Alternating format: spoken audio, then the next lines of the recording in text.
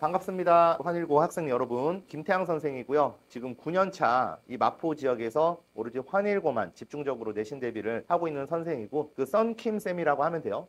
일단은 지금 이제 2024년 이번에 입학하는 환일고 1학년 학생들 대상으로 시험 대비하는 가이드라인을 정해주기 위해서 이렇게 프레젠테이션 영상을 준비를 했고요.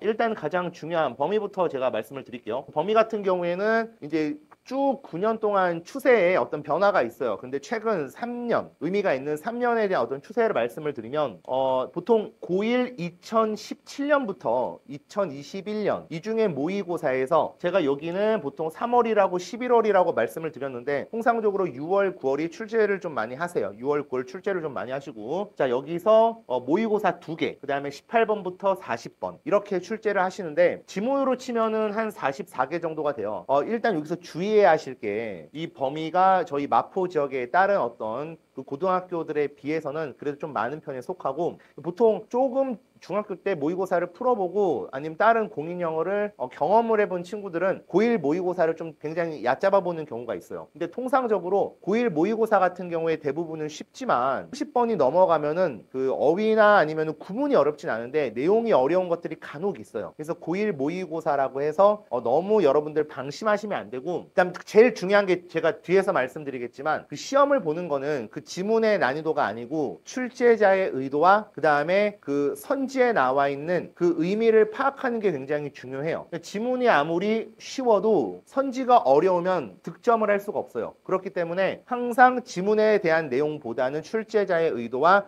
선지나 아니면 문제 유형이 어떻게 나올까, 그 부분을 고민을 해야 되고, 특히나 환일고는 거기에 대한 허점을 강하게 파고드는 어떤 그런 유형을 가졌다고 할 수가 있어요. 제가 좀 뒤에서 말씀을 드릴게요. 그래서 결론적으로는 실제 부교재가 포함되진 않고요. 그 2017년부터 2021년 그 올해도 제가 보기에는 이게 확실하진 않지만 아직 나오진 않아서 크게 달라질 건 없을 것 같아요. 그래서 2개 모의고사 출제지문 40개가 조금 넘는 그 지문에서 시험 범위로 들어가고, 그 다음에 이제 어휘 같은 경우에 최근에 워드마스터 고등 컴플리트로 바뀌었어요. 조금 아쉬운 점이 개인적인 생각에 저희 마포 지역 아이들이 영어 선행을 그렇게 많이 한 친구들은 아니기 때문에 그 워드마스터 2000 정도를 좀 썼으면 좋겠는데, 이게 그 다음 단계로 조금 어려운 건데 어쨌든 이거를 채택을 하셨더라고요. 최근 한 2년에서 3년 정도 전에. 그래서 여기 그 데이가 1부터 30까지 있어요. 그 중에서 보통 데이 6에서 7, 통상적으로 대략 300개가 조금 넘어가는 그런 표제어가 1학년 때는 출제가 됩니다. 자, 그래서 여기 범위에 대해서 간략히 말씀을 드렸고요. 그 다음에 그 난이도 같은 경우에는 통상적으로 환일고가 일반적으로는 90점이 넘어가면은 2등급의 안정권으로 들어가요. 조금 변별력이 있다고 하면은 1등급까지도 되고, 그런데 최근에 조금 이변이 생겼는데요. 특히 1학년 1학기 중간부터 2학기 중간까지는 큰 어떤 이변 없이 같은 유형, 같은 기조를 유지했어요. 평균 같은 경우에도 크게 차이가 안 나고. 근데 기말고사 때 갑자기 좀 쉽게 나와가지고 이게 100점이 많아서 뭐 1등급이 안 나오는 거 아니야? 이제 그렇게 말할 정도로 대부분이 저희 수업을 수강하는 친구들도 80점대 후반에서 90점을 거의 다 넘었고, 이게 98점이 넘어야 1등급이 나왔고요. 그 다음에 90점대 초반도 이제 3등급이 간당간당하게 될 정도로 한번 이렇게 쉽게 나온 적이 있었어요. 그러니까 제가 여기서 그 주의하라고 말씀드리고 싶은 거는, 보통 학교마다 어느 정도 쭉 나오는 유형이나 특성은 물론 있지만 그거를 일반화시키거나 절대화시키시면 안 돼요. 언제든 유형은 변화될 수가 있고 난이도도 달라질 수가 있고, 같은 학교라도 선생님도 바뀔 수 있기 때문에 실제 그때 시험을 쳐봐야 알아요. 그렇기 때문에 그 시험 보는 기간 동안에 대비할 때 그 학생들 같은 경우도 선생님한테 학교에서 수업을 어떻게 하고 어떤 정보를 학생들한테 수업 때 제공을 하고 어떻게 낼 건지 언급하는 거를 자세히 알려주셔야 합니다. 어쨌든 저는 역사적인 어떤 그런 경험을 통해서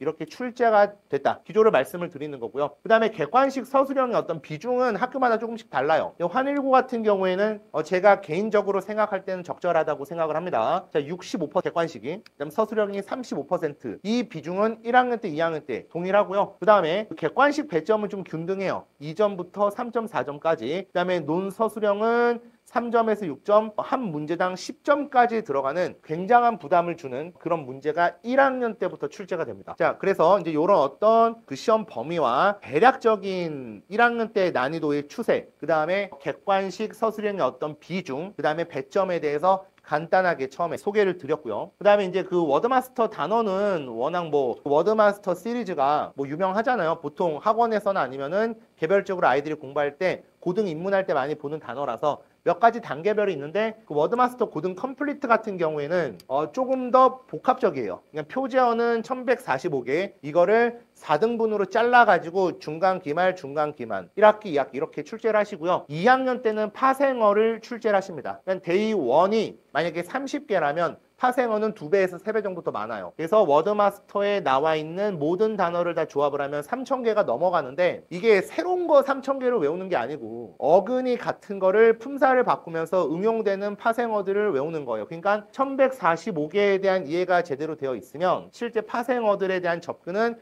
기본 문법이 조금 잡혀 있다는 전제하에서 그렇게 어렵지가 않습니다. 그래서 워드마스터에 대한 단어책의 기본 정보를 말씀을 드렸고요. 1, 2학년 때 같이 요게 묶어가지고 내신의 여러 가지 형태, 여러 가지 유형으로 변형이 되기 때문에 이 책을 미리 잘 선점을 해 두셔야 되고요. 아직은 1학년 들어가서 이거를 쓰겠다라는 게 확정된 건 아니에요. 그렇기 때문에 2023학년 1학년 때 요거를 썼으니까 참고를 해주시면 되고 이제 입학해서 새로운 어떤 그 교재나 범위가 정해지면은 바로 이제 담당 선생님이 저한테 말씀을 해주시면 되고 원래 교과서는 YBM 영어 박준원을 환일해서 굉장히 오랫동안 그게 개정됐을 때부터 쭉 써왔는데 최근에 1, 2년 사이에 들어서는 교과서를 시험 범위에서 배제를 하고 모의고사에서 2개를 내니까 그 점은 참고해 주시면 될 것 같습니다. 저희 학원에서는 일단은 여기 워드마스터 2를 활용해 가지고 이렇게 스펠링 쓰는 거하고 그 다음에 그 철자 쓰는 거에 대한 시험을 주기적으로 보고요. 그 다음에 여기에서 조금 부족한 부분들은 저희 조교쌤 타이핑이랑 이제 저도 시간 있을 때 이제 변형을 제작해 가지고 이렇게 2가지 채널로 아이들 단어는 점검을 하고 있습니다.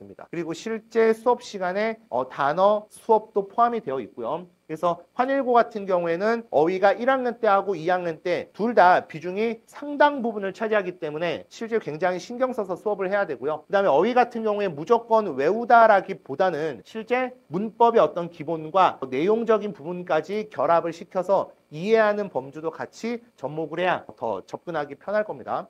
그래서 일단 워드마스터에 대한 기본 정보와 저희 학원에서 이렇게 대비를 하고 있다는 거, 이렇게 자료를 어휘 같은 경우에 만들어서 제공하고 있다는 점을 소개를 시켜드렸고요. 자, 그 다음에 이제 조금 더 구체적으로 이번에 2023학년 1학기 중간고사에 나왔던 그 유형들에 대한 소개를 제가 좀 하려고 이렇게 보여드리고 있어요. 여기 왼쪽에 나와 있는 이 문제가 원래 모의고사예요. 2017년 9월이었는데 상당히 좀 뒤쪽을 봤었죠. 그 문제가 이렇게 변형이 돼서 나왔어요. 그러니까 이게 원문이라고 보시면 되고 그 다음에 이쪽에 나와 있는 게 그 환일고에서 이 원문을 토대로 이렇게 변형했다고 보시면 되는데 여기서 우리가 주목해야 되는 건 보통 이제 저희 아이들보다는 어머님들이 아이들도 중학교 때는 마찬가지고 기본적인 문법이랑 본문 굉장히 양이 적고 쉽기 때문에 영어에 대한 어떤 문법 아니면 구문 단어 이런 것들에 대한 그 지식 또는 이해 없이 그냥 외웁니다. 그냥 외워요. 외운 다음에 뭐가 뭔지도 모르고 그냥 기억나는 문자를 적어가지고 뭐 80점, 90점. 지역이 학교들이 열 몇 개가 그렇게 크게 뭐 두드러지지가 않습니다. 거의 비슷하고요. 내는 유형도. 그리고 제가 예비고1 애들 맡으면서 면담을 해보거나 전에 중학교 때 어떻게 공부했니 상담을 해보면 솔직히 거의 90점 이하는 많이 보지는 못했거든요. 근데 이거는 이제 외우는 방식이 아니고 요 다행히 지문 변형은 거의 안 하세요. 지문 변형을 안 하시고 그대로 내는데 새로운 어떤 내용들을 선생님들이 영작을 하셔가지고 요 사실적 정보에 대해서 실제 네가 갖고 있는 영어 실력으로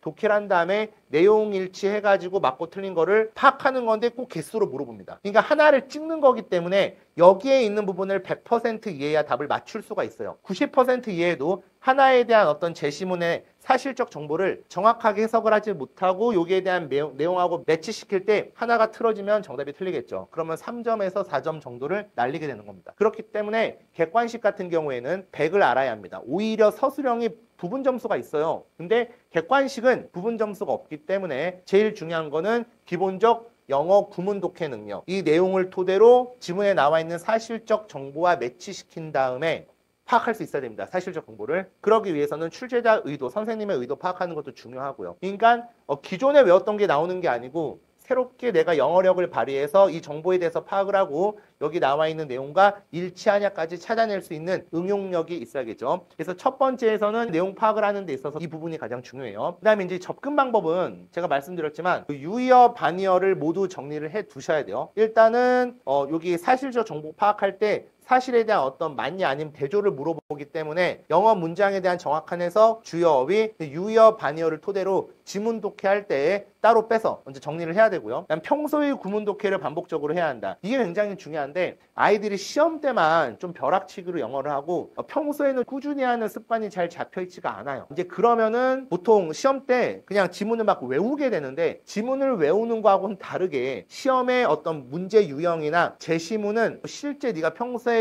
공부한 그 영어 베이스를 바탕으로 풀도록 내기 때문에 평소에 하시는 게 굉장히 중요하고요. 그냥 아까 제가 그 문항 띄워놨을 때 말씀드렸지만 그 문항에 대한 전체 내용을 100% 이해해야 됩니다. 왜냐하면 중요한 건 객관식은 부분 점수가 없기 때문에 하나의 오차가 있어도 개수를 파악하지 못해요. 그 문법이나 어휘나 내용이나 환일고는 꼭 개수를 많이 물어보세요. 맞는 거를 골라라 보다는 전체 내용을 주고 맞는 게 몇 개니 틀린 게 몇 개니 그냥 100을 알아야 풀 수 있게 내기 때문에 객관식도 상당히 까다로운 부분이 있다는 거죠. 유형상. 자, 그래서 첫 번째 영어 제시문이 그대로 안 나오고 제시문은 그대로 나오는데 문제가 그대로 안 나오고 여러 가지 사실적 정보 확인에 대한 응용 형태로 나오기 때문에 평소에 구문 독해를 제대로 해두고 그 다음에 내용에 대한 백을 알아야 된다. 이게 첫 번째 제가 강조하고 싶은 중요 포인트였습니다. 자, 그 다음 두 번째요. 이제 어법성 판단이에요. 첫 번째 제가 강조한 부분은 그 이제 지문 내용 파악이었죠. 독해력. 두 번째는 요게 어법인데 그 실제 요 사람에 대한 그 내용과 일치하는 건 이건 모의고사 25번으로 난이도 하에 해당되는 부분입니다. 이 부분 같은 경우에는 중하위권 학생들도 다 정답을 맞추고요. 왜냐면 이건 전기문이라서 한 사람을 소개하고 얘가 이때 태어났고 그다음에 이러한 어떤 과정을 거쳐서 고난을 거쳐서 이렇게 뭐 성공적으로 살다가 나중에 뭐 이렇게 돌아가셨다. 그렇게 얘기를 하는 그 어휘 표현이 어렵거나 추론할 만한 부분이 없어요. 그런데 이 지문을 이렇게 내십니다. 내용 파악과 관련 없이 어법성 판단으로 내는데 여기서 중요한 거는 개수를 물어봐요. 그냥 지문이 상관이 없어요. 문제 유형이 중요합니다. 누가 이 지문을 하필 문법을 이렇게 낼지 이거는 모르죠. 이제 평소에 영어적인 기본이 잘 잡혀 있으면 이게 수동태네, 이거 관계부사네, 이거 맞네 틀리네를 그냥 분별해서 기본적으로 갖고 있는 어법 실력으로 이거를 푸시면 돼요. 그렇게 풀어서 내가 확신을 갖고 어법적인 지식이 있어서 이게 틀린 게 없잖아. 근데 이게 사람이 객관식을 찍을 때 1번이나 5번은 한 번 더 생각하게 되거든요. 왜냐하면 보통 중앙에 있는 거를 심리적으로 안정감을 갖고 고르는 특성이 있기 때문에 이거 사실 정답이 1번이거든요. 근데 내가 이걸 다 알아도 이게 1번이고 0으로 가는 게 심리적으로 쉽지는 않아요. 이런 심리적인 부분까지 한일고 문제의 특성이 있고 다른 학교는 이런 유형이 없습니다. 한일고에서만 두드러지게 나오는 유형이죠. 자, 그래서 여기 보시면은 정답이 1번에 0개. % 확신이 없으면은 절대 풀 수 없는 문제죠. 그것도 이렇게 쉬운 지문에서 25번. 자, 잠깐 뒤로 볼까요, 그럼? 자, 이거를 더미 퀘스천이라고 해요. 함정 문제. 이거는 어떻게 접근을 해야 되냐? 물론 올해 이렇게 안 나올 수도 있습니다. 제가 강조하고 싶은 거는 쉬운 지문들도 방심하지 말고 꼼꼼하게 문법이랑 그 다음에 어휘적인 부분은 다 챙겨서 이렇게 나올 수도 있지 않을까? 다 예측을 하고 대비를 하는 방법밖에 없습니다. 1등급을 받아야 되기 때문에. 그래서 기존의 고정관념을 깼죠. 쉬운 지문도 오히려 이렇게 변형될 수 있지 않을까 예측하면서 접근을 해야 돼요. 자, 이거는 앞에 얘기했던 거하고 대동소이하죠. 100% 다 알아야 된다. 객관식은 100%를 거의 다 알아야 맞출 수 있긴 하지 조금이라도 부족하면은 틀린다. 그럼 이거는 부분 점수가 없으니까 아예 모르는 친구 그 다음에 90%를 아는 친구하고 똑같이 어떻게 오답이 날 수 있기 때문에 오히려 변별력은 조금 떨어지지만 진짜 공부 잘하는 친구는 구분을 해낼 수 있기 때문에 저는 개별적으로 좋은 문제라고 생각을 합니다. 그래서 두 번째 같은 경우에는 실제 어법 문제는 이런 특징이 있고 쉬운 지문도 놓치지 말고 봐야 된다가 한일고에서 우리가 대비하는 데 있어서 먼저 알아야 할 두 번째 중요 포인트였습니다. 자, 그 다음에 이제 여기 세 번째가 이제 마지막인데요. 객관식은 크게 제가 둘로 나눠가지고 구분 독해를 하는 데 있어서 중요성, 외워서 푸는 게 아니다. 진짜 독해력이 중요하다. 두 번째는 어법 문제의 특이성, 굉장히 쉬운 지문을 토대로 어법 문제를 내고 100%를 다 알아야 풀 수 있게 된다. 이건 정말 다른 학교하고는 구분되는 한일고만의 두드러지는 유형이라고 제가 확신 있게 말씀드릴 수 있고요. 자, 그 다음에 이제 서술형이에요. 서술형은 일단 배점이 10점이에요. 이거는 35점 중에서 10점짜리가 있어? 제가 어느 학교도 보지 못했습니다. 요게 원문인데 이거는 앞에서 제가 얘기했었던 어법 문제 기조와 같아요. 뭐야? 글의 목적이면 18번? 이거는 모든 아이들이 거의 보지도 않아요. 18번 풀 때. 무조건 자기가 맞출 수 있다고 생각하는 그런 유형이에요. 그것도 고1 18번. 그런데 그 18번이 이렇게 밑줄을 딱 치고 5개라고 다행히 정해주셨습니다. 5개를 찾아서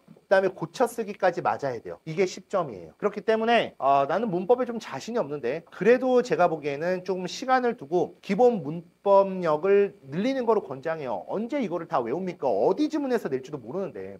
그러니까 너 외운다라는 생각은 지양하시는 게 좋아요. 진짜 영어력으로 승부를 하면서 이제 시험 목적상 좀 외워줘야 될 것들이 분명히 있습니다. 조금 효율적으로 그렇게 하자는 거죠. 자, 그 다음 마지막에는 여기 어휘 문제인데요. 스펠링 쓰는 것도 엄밀하게 딱 맞춰서 쓸 수 있어야 돼요. 약간의 오차가 있어도 이거는 가감없이 그냥 틀리기 때문에 보통 워드마스터에서 나온 단어들이 다행히 앞에 첫 글자를 주세요. 뭐 무형의라고 하면 뭐 intangible 뭐 이제 그런 것처럼 앞에 이런 건 주기 때문에 여기 유추해가지고 내가 외웠던 거를 그냥 진짜 쓰시면 되는데 다행히 어떤 그 문맥에 대한 힌트도 있고요. 두 번째로는 이게 무조건 쉬운 스펠링만 내는 건 아니고 좀 그냥 다양하게 내시거든요. 그러니까 단어 같은 경우에는 안 그래도 책이 워드마스터가 필수 고교 어휘 책이니까 2년 동안 3천 몇 개를 보는 게 어려운 게 아니거든요. 수능도 대비할 겸 전반적으로 꼼꼼하게 봐서 어휘는 예외 없이 좀 다 맞췄으면 좋겠다라고 제가 권장을 드리는 바입니다. 자, 그러면 이제 세 번째 마지막이죠. 이거는 두 번째 어법성 문제 사실 제가 얘기했던 거랑 비슷하죠. 이걸 뭐라고 말씀을 드려야 되냐면 객관식에서 어법 문제가 나올 때 거기 이제 찍는 거하고 여기선 주관식에서는 고치는 거 있죠. 그러니까 주관식 같은 경우도 사실 저는 이거를 객관식의 응용이라고 표현을 해요. 그냥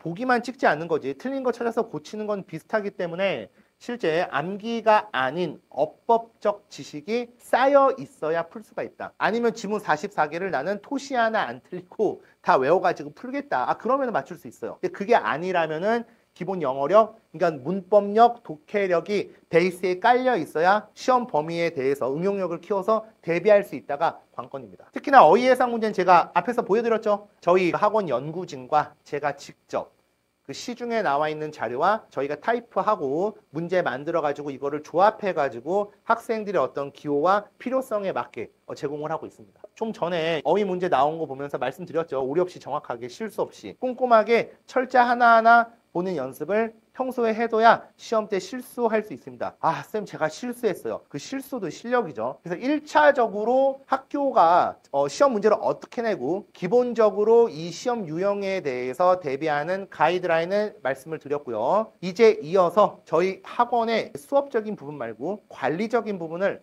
어떻게 하는지 말씀을 드릴게요. 그 관리 같은 경우는 뭐 복습 테스트를 늘 봅니다. 전날 배웠던 거를 조금씩 바꿔가지고 그대로 내면서 약간의 어떤 포인트 같은 거를 정리를 해가지고 복습 테스트를 보고요. 그 다음에 강좌 계획서 개강할 때 어머님들이랑 학생들한테 전부 다 보내드릴 거고 거의 강의 계획서 짠 거하고 오차 없이 수업이 진행이 될 겁니다. 자, 그 다음에 그 모의고사 지문 강좌는 보통 이제 시험 진도는 모의고사 같은 경우에는 보통 한 지문에 대해서 여러 가지 유형으로 나올 수 있는 부분을 예측하면서 수업을 해야 되기 때문에 조금 어떻게 여러 유형을 고려한 구문독해 수업이에요. 수능처럼 지문 독해나 문맥 독해 수업이 아니고요. 한 줄 해석 위주의 구문 독해 수업으로 진행이 되고요. 그 다음에 보통 저희가 수업이 금요일하고 일요일이니까 그 다음 주가 됐을 때 제가 정리를 해서 월요일이나 화요일에 학부모님께 문자 전송을 해드리고요. 저희 학원의 이제 수업과 관련 이렇게 간략하게 말씀을 좀 드릴 수가 있고요. 그 다음에 저희 그 학원 시간표는 금요일 8시 2시간, 그 다음에 일요일 3시 반에서 6시 2시간 반, 2시간 반 이때는 약간의 관리가 들어가요. 조교쌤이나 아니면 제가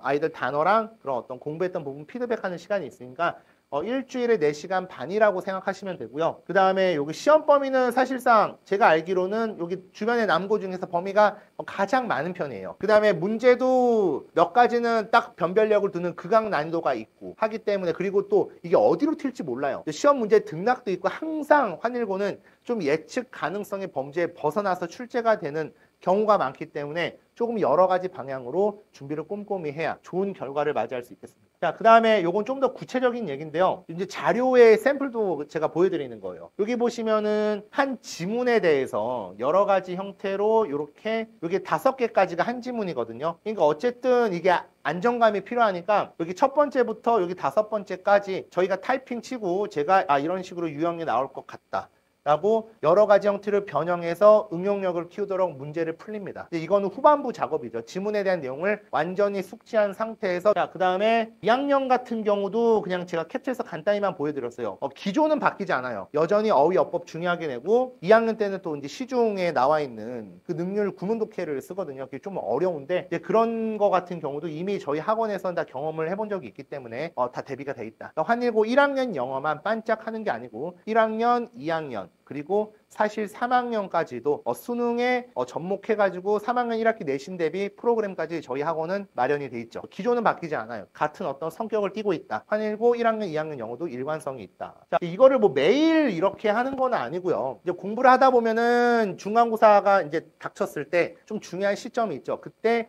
아이들의 공부 상태에 대해서 제가 개별적으로 뭐 이제 예를 들어서 시험범위 들어갔을 때 9월, 모의고사 11월, 그다음 워크북, 뭐 워드마스터 이런 부분들이 얘네들이 어느 정도 돼 있나 한번 가시화돼 가지고 서로 조금 보고 좀 자극도 받을 수 있게끔 이렇게 동기부여시키는 차원에서 이런 관리도 제가 직접 해서 아이들 단톡방에 올리고 관리도 역시 최고고 떨어지지 않는다. 수업만큼 이렇게 좀 강조를 드리고 싶고요.